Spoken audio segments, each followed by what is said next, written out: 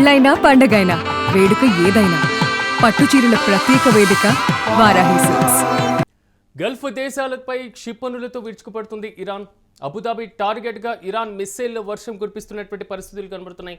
Missiles దాడిలో కేజాదులో పెద్ద ఎత్తున కూడా మంటలు అలుముకున్నాయి. అయితే దాడిలో 5 భారతీయులకు గాయాలైనట్లుగా తెలుస్తుంది. అధికారికంగా ప్రకటించింది యుఏఈ అధికారులు.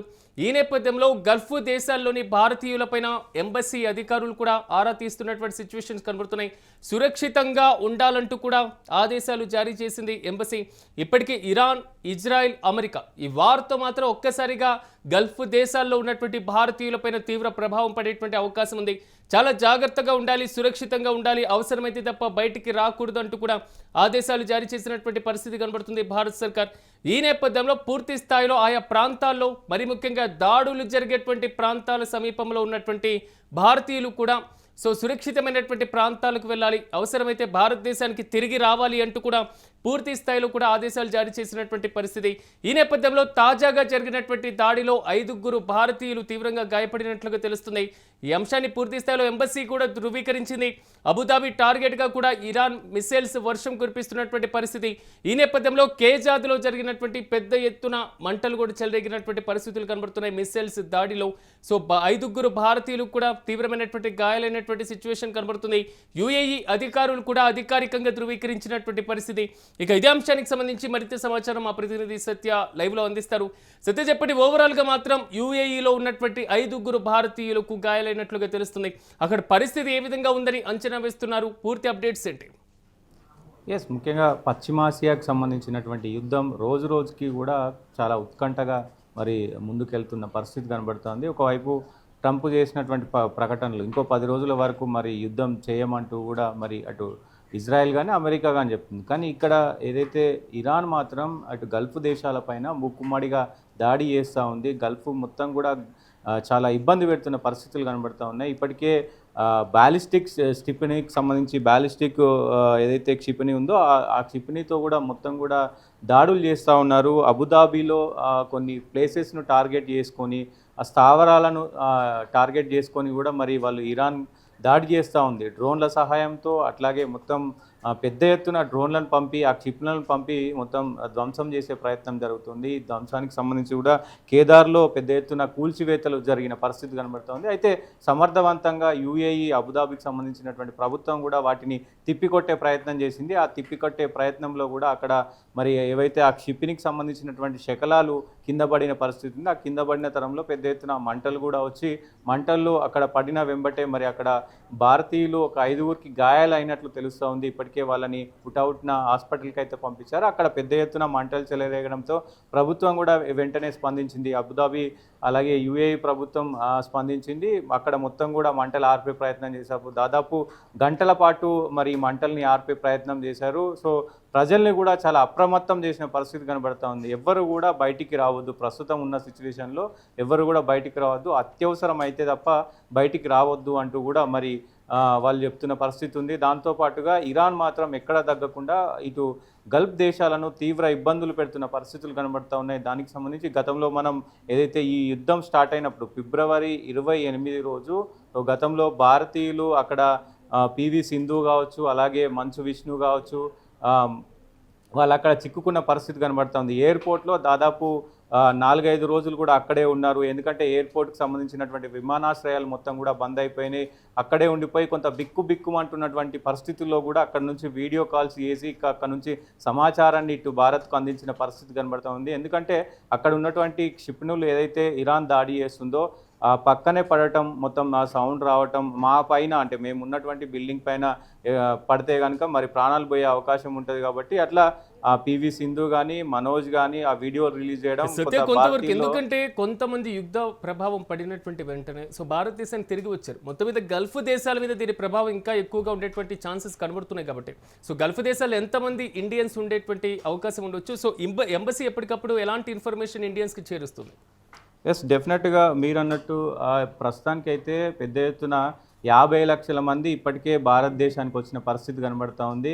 ఒక అన్ని దేశాల నుంచి కూడా మరి పెద్ద ఎత్తున ఇక్కడికి వచ్చిన పరిస్థితి అయితే ఉంది. ఈ ఉద్రిక్తలు కొంత తగ్గిన సమయంలో ఇప్పుడు ఎయిర్లైన్స్ అన్నీ కూడా పనిచేస్తున్నాయి కాబట్టి చాలామంది వచ్చిన పరిస్థితి ఉంది. దాదాపు గల్ఫ్ కంట్రీస్లో ఇండియాకి సంబంధించిన వాళ్ళు కోటికి పైగా ఉన్నట్టు తెలుస్తూ ఉంది. దాంట్లో ముఖ్యంగా ఏదైతే యునైటెడ్ అరబ్స్లో దాదాపు 43 లక్షల మంది గల్ఫ్లోనే ఉన్నారు.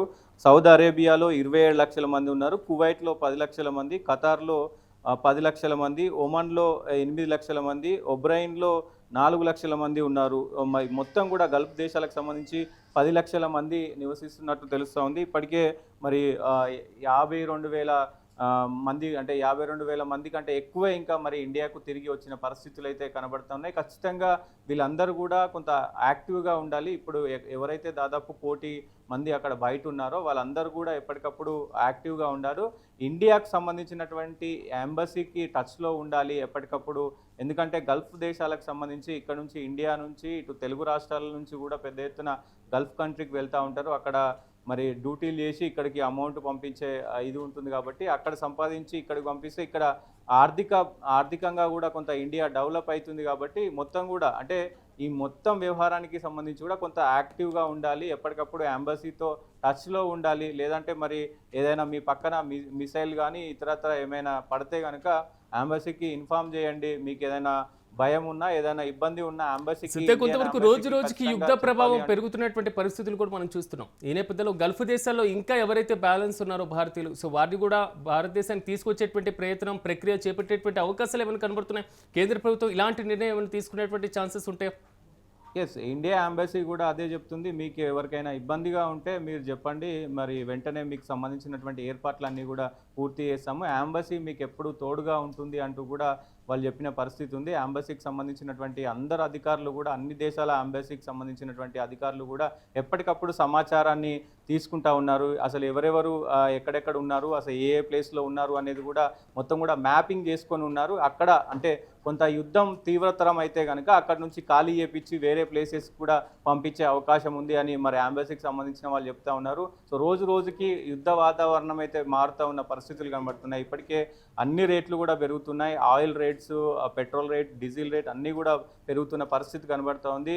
ఇప్పుడు మరి ఇంకొక 10 రోజుల తర్వాత ఎలాంటి పరిణామం చోటు చేసుకోబోతుంది అనేది కూడా చర్చనీయాంశంగా మారిన పరిస్థితి ఉంది.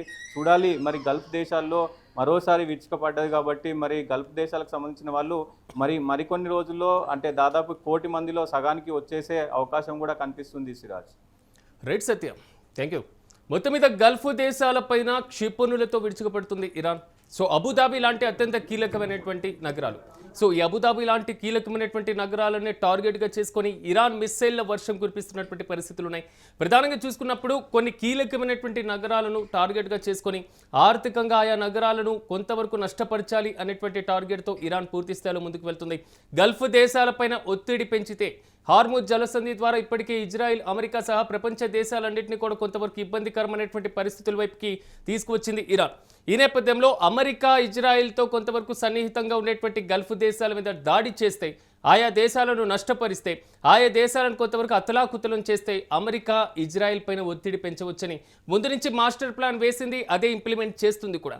తాజాగా అబుదాబి పైన టార్గెట్ చేసినటువంటి పరిస్థితి 1 కాదు 2 కాదు మిస్సైళ్ల వర్షమే అక్కడ కురుస్తున్నటువంటి పరిస్థితులు ఒకసారి మనం చూసుకుంటున్నటువంటి విజువల్స్లో క్లియర్ కట్గా కనబడుతుంది.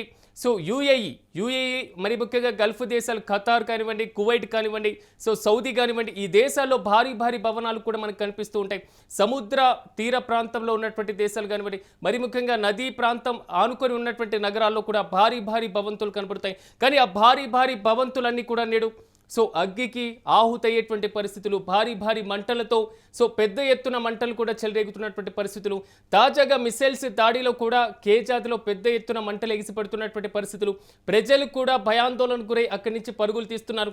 ఈ నేపథ్యంలో ఈ దాడిలో 5 భారతీయులకు తీవ్ర గాయాలైనటువంటి పరిస్థితి మనకు కనబడుతుంది. ఇది అధికారికంగా యుఏఈ అధికారులు కూడా ప్రకటించినటువంటి పరిస్థితి. సో 5 భారతీయులకైతే గాయాలైనట్లుగా తెలుస్తుంది అక్కడ ఉన్నటువంటి వారికి. అయితే గల్ఫ్ దేశాల్లోని భారతీయులపైన కూడా సో ఇండియన్ ఎంబసీ ఆరా తీస్తున్నట్లుగా తెలుస్తుంది.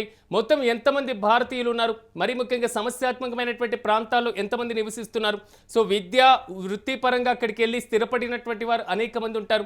సో వీరందరికీ సంబంధించినటువంటి సమాచారాలను ఎంబసీ తీసుకుంటున్నట్లుగా తెలుస్తుంది. సో దానికి సంబంధించి పగడ్బందీగా కూడా పక్కా ఏర్పాట్లు చేస్తున్నటువంటి పరిస్థితులు వస్తున్నటువంటి సిచ్యువేషన్. ఈ నేపథ్యంలో కేంద్ర ప్రభుత్వం ముందు నుంచి హెచ్చరించినటువంటి పరిస్థితి, అవసరమైతే మీరు ఇండియాకు వచ్చేసేయండి, సో ఇక్కడికి వచ్చేసి మీరు పూర్తి స్థాయిలో ఉండండి, యుద్ధ పరిస్థితుల్లో ప్రాణ నష్టానికి మాత్రం సంభవించడానికి వీల్లేదు అన్నట్లుగా కూడా భారత ప్రభుత్వం కూడా స్పందించినటువంటి తీరును మనం చూసాం. కానీ గల్ఫ్ దేశాల్లో ఇంకా ఉన్నటువంటి భారతీయులపైన మాత్రం ఎంబసీ ఆరా తీస్తుంది. సురక్షిత ప్రాంతాల్లో ఉండాలంటూ వారిని ఆదేశించడం, సమీపంలో ఏమైనా సురక్షిత ప్రాంతాలు ఉన్నా, బంకర్లు ఉన్నా అక్కడికి వెళ్ళి తలదాచుకునేటువంటి ప్రయత్నం చేయమంటూ కూడా సో ఆదేశాలు జారీ చేసినట్లుగా తెలుస్తుంది. యుద్ధ ప్రభావం మాత్రం విదేశాల్లో, మరి ముఖ్యంగా గల్ఫ్ దేశాల్లో ఉన్నటువంటి భారతీయులపైన కొంతవరకు ప్రమాదకరంగా మారుతున్నటువంటి సిచ్యువేషన్ చూస్తున్నాం. తాజాగా 5 భారతీయులు కొంతవరకు కూడా సో గాయపడినటువంటి పరిస్థితి, వారికి తగినటువంటి చికిత్సను కూడా అక్కడ అందిస్తున్నటువంటి వైనాన్ని మనం చూస్తున్నాం. ఓవరాల్గా మాత్రం అబుదాబి పైన తాజాగా ఇరాన్ మిస్సైళ్ల వర్షం కురిపించడం మాత్రం కొంతవరకు ఆందోళనకరంగా మారింది.